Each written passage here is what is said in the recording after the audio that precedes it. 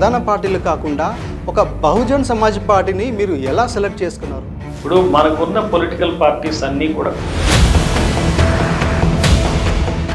పెట్టుబడిదారీ వర్గాలకి మంచి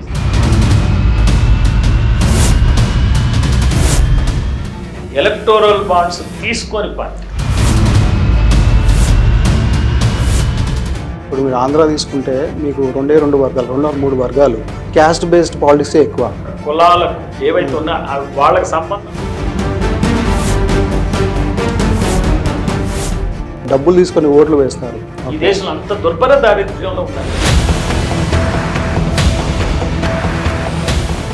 బీఎస్పీ పార్టీ తరఫున మీరు ఎలాంటి ప్రజా ఉద్యమాలు చేస్తున్నారు?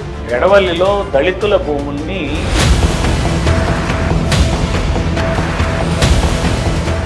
తర్వాత ఏమైంది, చుండూరులో మళ్ళీ దళితుల్ని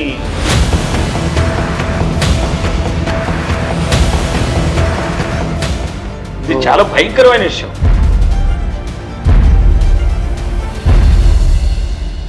అసలు పబ్లిక్ ప్రైవేట్ పార్ట్నర్షిప్ ఎందుకు సార్ మెడికల్ కాలేజెస్లో? దాని అవసరం ఏంటి? ఆర్థిక పరిస్థితి బలహీనంగా ఉంది కాబట్టి. వైజాగ్ స్టీల్ ప్లాంట్ ప్రైవేట్ పరం కాకుండా ప్రభుత్వం నడిపించే విధంగా ఏదైనా ఆపరేషన్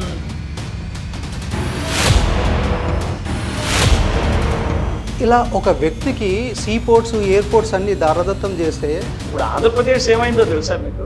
అదానీ ప్రదేశ్.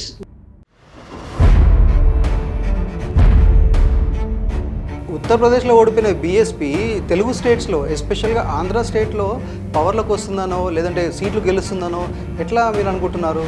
హిందుత్వవాదం ప్రబలింది. అసలు మీరు ఈ బీఎస్పీలోనే ఉంటారన్న గ్యారంటీ ఏంటో చెప్పండి సార్. నాకేం వీళ్ళు ఇన్స్పైరింగ్ లీడర్స్ ఏం కాదు. Police turn politician, Telangana ACB మాజీ DGP, AP BSP party coordinator Purnachandra Rao special interview మీ టీఎస్ న్యూస్ డిజిటల్లో. లైక్, షేర్, సబ్స్క్రైబ్ మీ టీఎస్ న్యూస్ డిజిటల్ ఛానల్.